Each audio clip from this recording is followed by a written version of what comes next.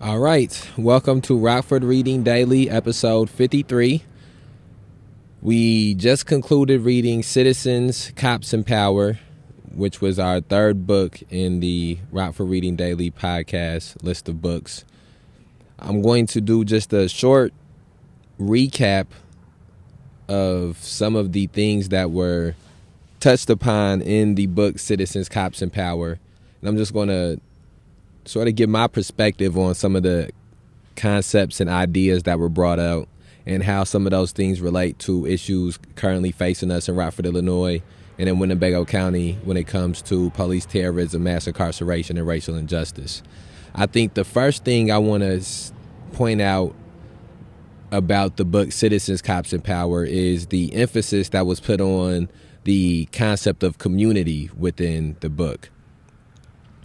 I think that before reading this, I had a very surface level understanding and a very surface level thought pattern when it came to the idea of community. I think a lot of times I've used the word community in conversations very loosely without thinking about all the implications and that the concept that the word community has and all the just the depth of the idea of community. And I think that reading this book was the first time that I really began to think about the depth of community and to look at it as look at it through a wider prism. And I think that that also brings me to another point that that not necessarily I got specifically from this book, but I get from all these readings that we've done, not only just in the Rockford Reading podcast, but as an organization of the May 30th Alliance. One of the things that I've pulled away from all the readings that we've taken part in is the complexity of certain concepts that we use on a day-to-day basis and that we sort of use, that people tend to use in a very surface level type of manner. And so things like community, the word community, the idea of community is something that you'll hear people talk about all the time. They'll talk about organizing a community or being from a community or speaking on behalf of a community. And I think that commonly there is, when that is happening, when there are dialogues like that taking place, the word community is being used without a common understanding between the two parties that are using it. And I think that in an effort to build that common understanding, all of us as individuals have to do the work of building an individual understanding of community that's deeper. And so this book helped for me to build a deeper individual understanding of community, which I think can help me when I'm having collective conversations or engaging in collective actions around the concept of community. I want to speak on some of the community concepts that were presented in the book.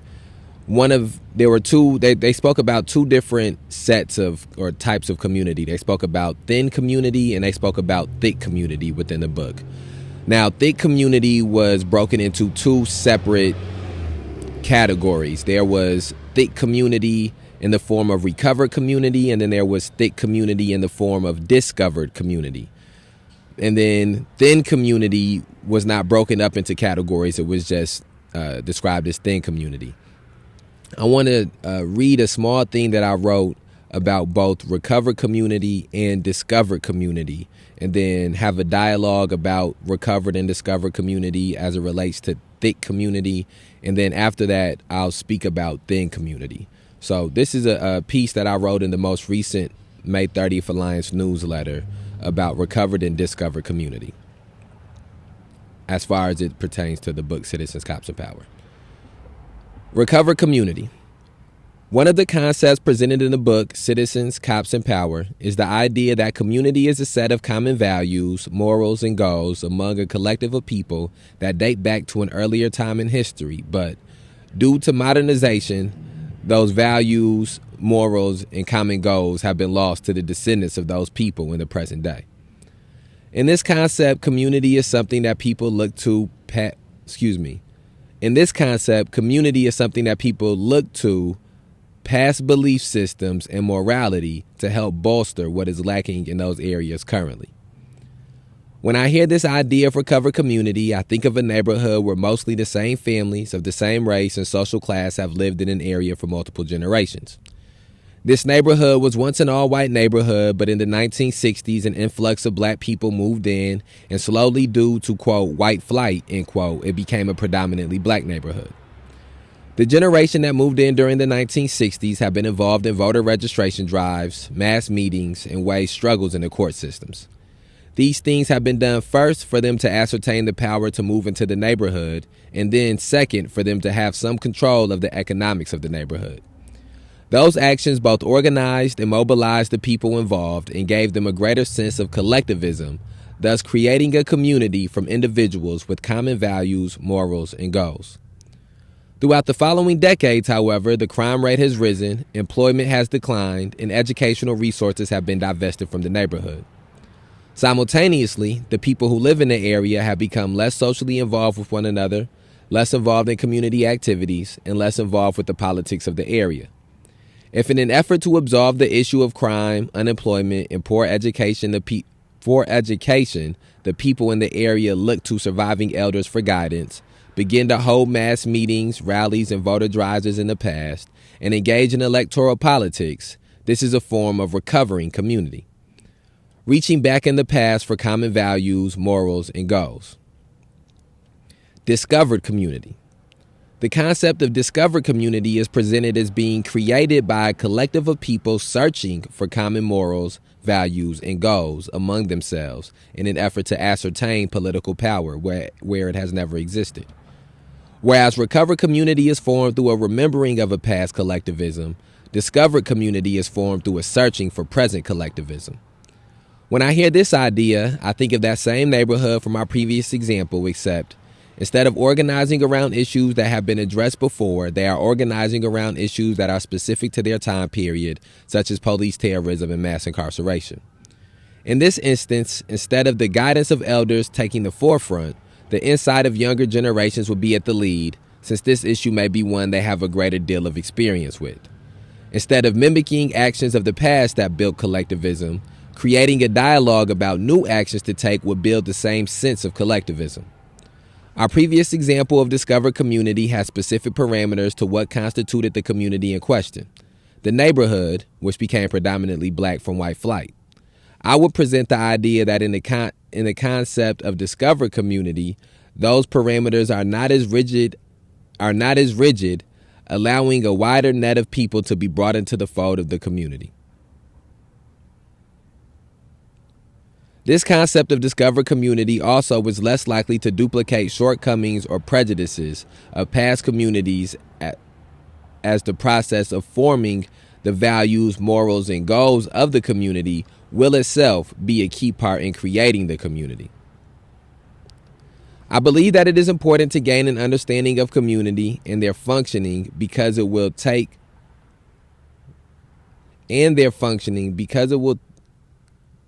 all right, my fault. This is a recently written thing and I butchered it. I should have read through this before I submitted it to the newsletter too. I got to stop submitting things into the newsletter with bad grammar and pronunciation, or not enunciation, but bad grammar and All right, let's keep reading. My fault. I believe that it is important to gain an understanding of community and their functioning because it will take communities. Okay, I got a typo. Sorry. I believe that it is important to gain an understanding of community and their functioning because it will take communities to struggle against police terrorism, mass incarceration, and racial injustice. These two examples are both considered, quote, thick, end quote, versions of community.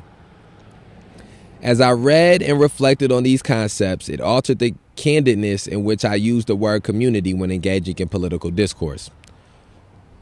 The entirety of the book, Citizens, Cops, and Power, goes far beyond simply proposing concepts of community. However, the strongest impression made upon me were these two contrasting versions of community. I would encourage everyone to read this book if they have already read books such as The End of Policing, The New Jim Crow, and Locking Up Our Own. Okay, and the last little piece of that I sort of stumbled over. But what I wanted to just point out about both of those thick versions of community is that in both reading and writing about these versions of community, it helped me to understand and it helped me to conceptualize why there is a lot of times why there is a why there are hindrances in building community in areas or building community in cities. And I think a lot of it comes from the convolution of whether people are trying to discover community or recover community. One of the things pointed out in the book is that a lot of times when people speak about community presently in 2021, 2022, depending on when you're listening to this, they'll speak about community in this sort of a nostalgic manner, as if they're thinking about something of the past or harking on things of the past. And then you'll see other people who are speaking about community not in the sense of harping on something in the past or thinking about something in the past, but hold on, the ambulance going by, but about creating something presently. And I think that for me personally, seeing the thought process or the ideology of those two things being separated helped me to understand pathways to forming communities through discovery and also forming communities through recovery. And I think that, again, that's another one of the things that these readings do, is that a lot of times you have sort of ideas or thoughts that are like in your head or ideologies that are sort of floating around in your head. And when you hear somebody, and it can be a lot of things that are real convoluted, a lot of notions or concepts that are convoluted. And when you can pick up a piece of literature that's about a specific piece of that ideology or a specific piece of that concept, it can sort of unconvolute things that are and make things more clearer and help you to be able to articulate certain things more clear, help you to be able to understand things more clear. And that's what has sort of happened to me through reading this when it comes to the idea of community. And then in here as well, they spoke about the thin version of community. Now, I didn't write anything about the thin version of community, but I'm just going to give a summarization of my perspective of what they were talking about when they spoke on thin community and how. And for me, when they spoke about thin community, the main difference is one of the number one things that separated thin and thick community in the way that they were presenting it was that thin community is something that people can be a part of for a small period of time and they may move away from. It's not necessarily a thick community. I would label things as being Hispanic. Being part of the Hispanic community is being part of a thick community. Being part of, if you live on the west side of Rockford in a certain area, the northwest side of Rockford, that's part of being the Northwest community. If your children go to public school and you're not if your children go to public school, then you're part of the public school community.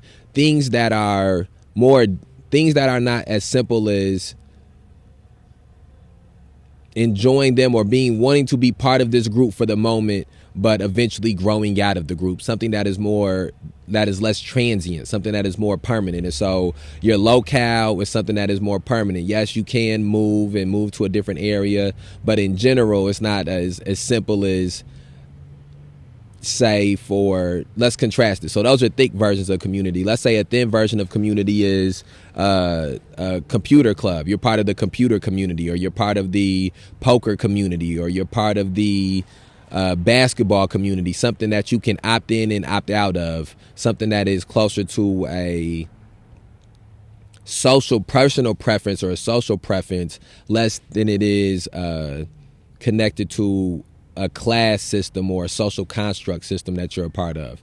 And so when we start speaking about thin community is something that you may be a part of the community for just 2 years or for just 1 year. The people who are coming to be a part of this community may not have any invested interest in staying part of this community. And so the things that tie them to, the only thing that is tying them together is less about their building political power, or less about the value system, or less about searching or recovering or discovering community. And it's more, I would say, about the camaraderie of the community, or about the specific interests that you share in the community.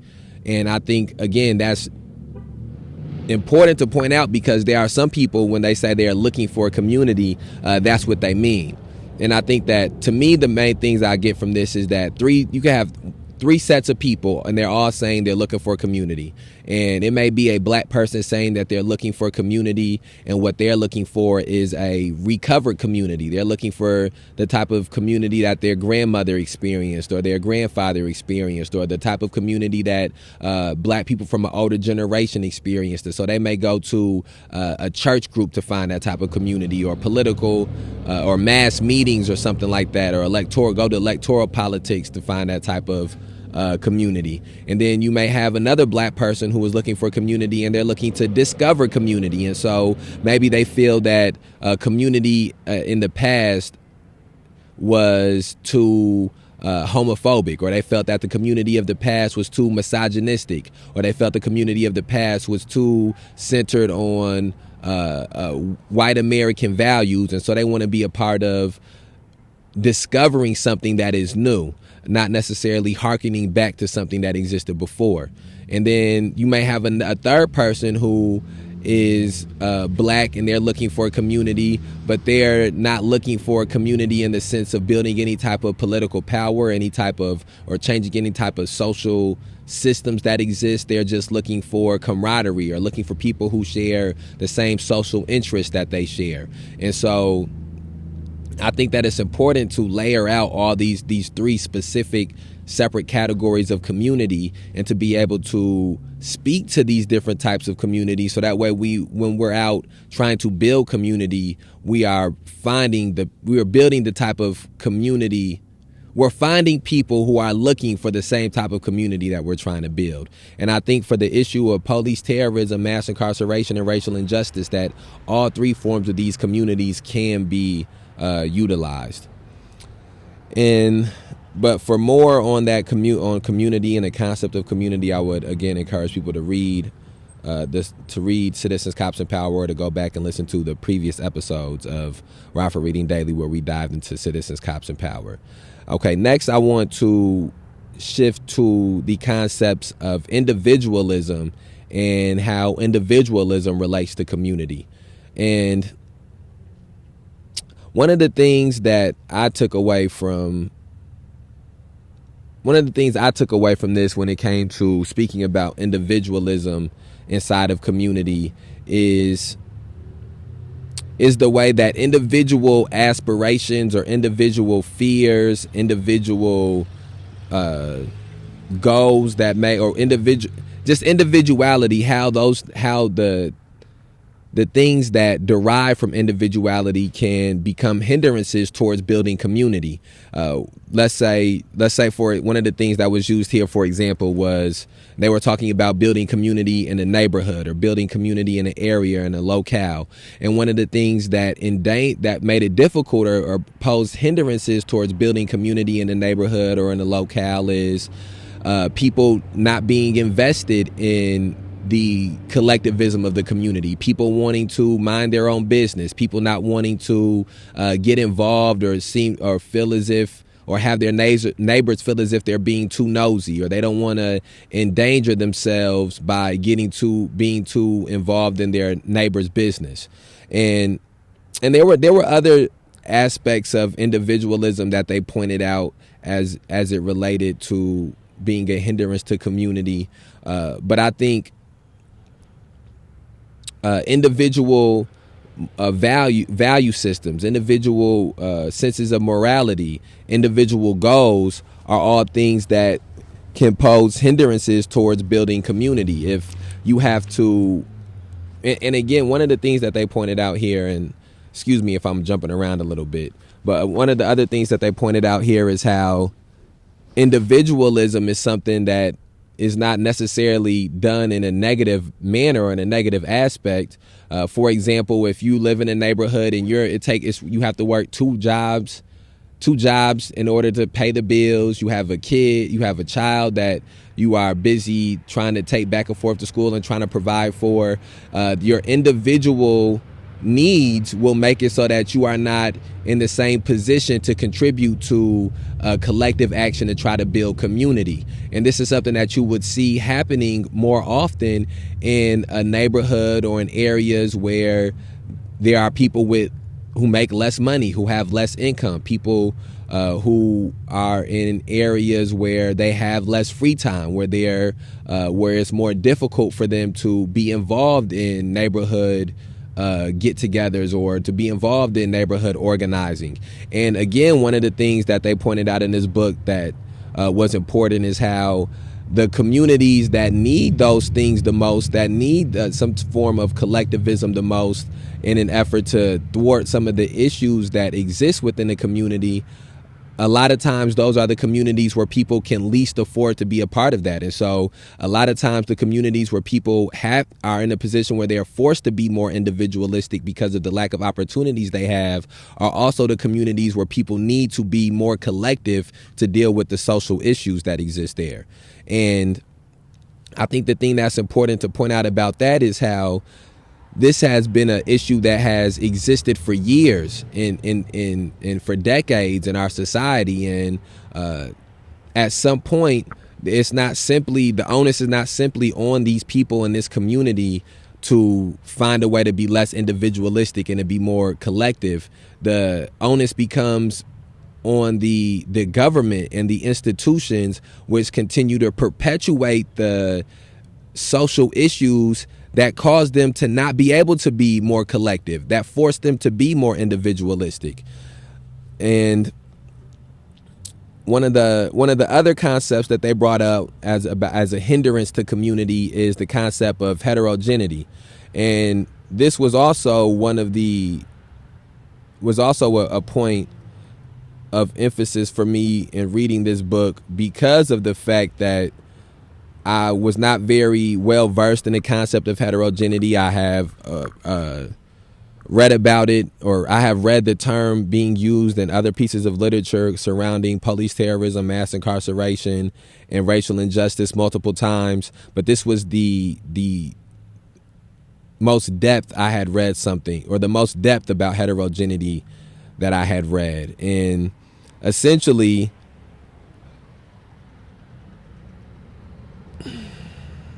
I'm just reading something real quick. Essentially, they were speaking about heterogeneity being a hindrance to building community because let's say you have a neighborhood where 20% of the people are, 20% of the families are Mexican, another 25% of the families or 30% of the families are black. Maybe you have another 15-20% that are white. You have 10% that are Middle Eastern, 10% that are of Asian descent, and 5% Puerto Rican. Just make it so that you are living in an area that is very heterogeneous. There is not just one overwhelmingly majority group. It's not an overwhelming majority group in an area or neighborhood.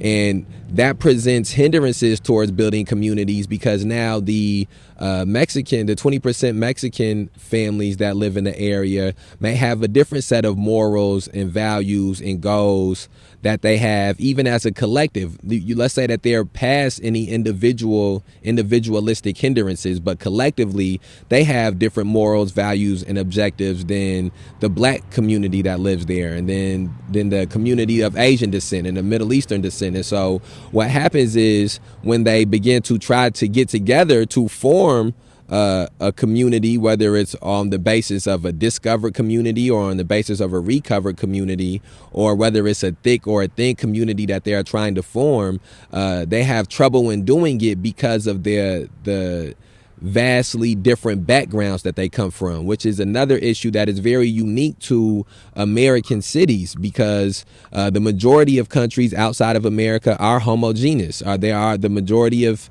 people in Ireland, their descendants of are Irish, or their ancestors are Irish. The majority of people in Britain and India and all of these different places, majority of places around the world, are homogeneous. And so that is not an issue that exists at the same rate as it does here in America. And then even within America, the communities that are the most heterogeneous and have the most diverse groups of people within them are lower class neighborhoods and working class neighborhoods. And so again, you are put in a place where the people, these working class people and lower class people, have less resources and are in more difficult positions to try to get past those hindrances than people who would be more well off economically. And so again, we're shown how the hindrances towards building community, specifically in neighborhoods and areas and locales, those hindrances are much stronger in poor neighborhoods and in working class neighborhoods. And at the same time, the need for community is much stronger in those type of neighborhoods, because those are the places where miseducation exists the most, where lack of equitable health resources exist the most, where lack of equitable employment exists the most.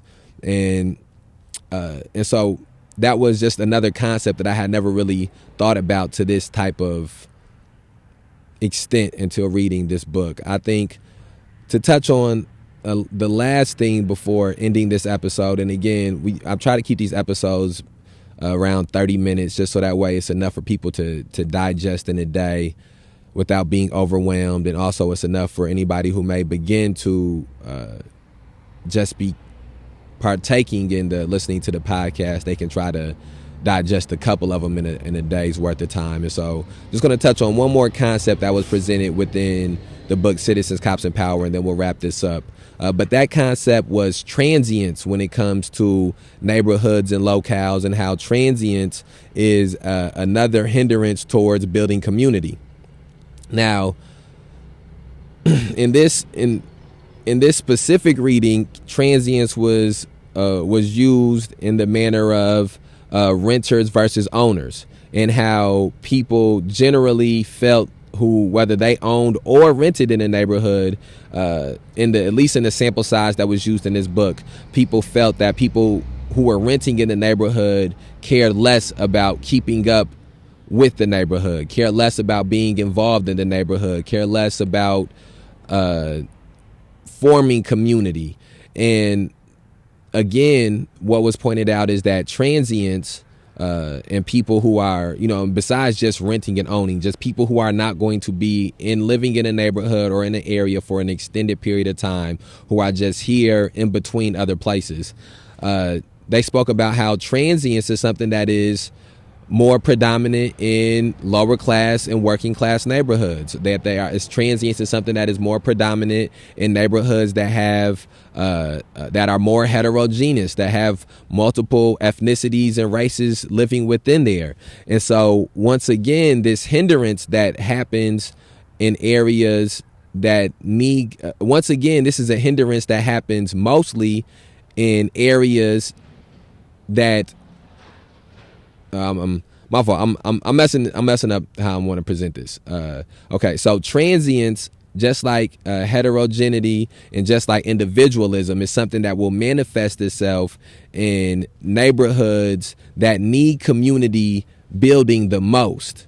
But it's also one of the biggest impediments to that community building. And so again, they spoke about how people who may just be living there for 8 months or living somewhere for 12 months don't feel the need to become invested in neighborhood watch, or don't feel the need to speak to their neighbors and get to know their neighbors, or people who one of the things they pointed out is a lot of times people who have children live in an area longer because their children are going to go to school in that area. They don't want to be pulling their kids in and out of the school. And so a lot of times when somebody who is single renting moves to an area, people feel as if they have no investment in the community, no investment in the area. And so they spoke about how people feel they would rather have somebody with children and somebody who's married move into a neighborhood because they felt that it would be easier to build community with those kind of people. And so again, one of the things that stands out to me is before you can even get to a place of trying to create community and build community, whether it's a thick version or a thin version, whether it's recovering community or discovering community, there are so many impediments that exist just to get to a point where people are willing to try to find and build community. And heterogeneity, transience, and individualism are three of the more overt hindrances that exist, and they exist most overtly in areas with poor and working class people, and that is also the areas that most overtly need community building. And so and again, just like most of the things that we're going to be reading through, especially this first season of the Rockford Reading Daily podcast, I think that we're in a place of learning the issues, figuring out what the problem is. I think a lot of times people want to rush to solutions and rush to the answers, and I don't think that we can afford to do that. I think that we've seen a generation before us try to rush to that. I think that we've seen electoral politics try to rush to that. We've seen Democrats and Republicans try to rush to that, try to rush to finding answers and solutions. And I think what we need to do is begin to learn the problems that we are facing intimately, and then begin to explain and articulate those problems and those issues to other people. And then we can get to when everybody's on the same page of understanding the issues, understanding the problems, we can begin to absolve ourselves of those things. And so one of the hindrances and impediments towards ending police terrorism, mass incarceration, and racial injustice is the lack of community, and the lack of community building, and the lack of understanding about community that exists. And so I hope that people can read Citizens, Cops, and Power and begin to have a better understanding and a deeper understanding of community. And I hope that some of the readings that we did here on this podcast can assist with that better understanding. And so on that note, I want to encourage people to please go back, listen to all the episodes of Rockford Reading Daily before this one. The first book we read was Have Black Lives Ever Mattered? Second book we read was Race Matters. The third book we read was Citizens, Cops, and Power. The next episode, we will begin reading Thoreau's essay on civil disobedience. I will be joined by a fellow member of the May 30th Alliance for that reading. And after we finish reading that, we will begin reading Women, Race, and Class by Angela Y. Davis and dissecting that. And I'm not sure what the next reading will be after that, but there will be another reading. And we put these out on a daily basis to present people the opportunity to either begin or to further their journey in the struggle to end police terrorism, mass incarceration, and racial injustice. All right. Thank you for taking the time to listen. Share this on whatever platform you're listening to it on. And remember, we outside.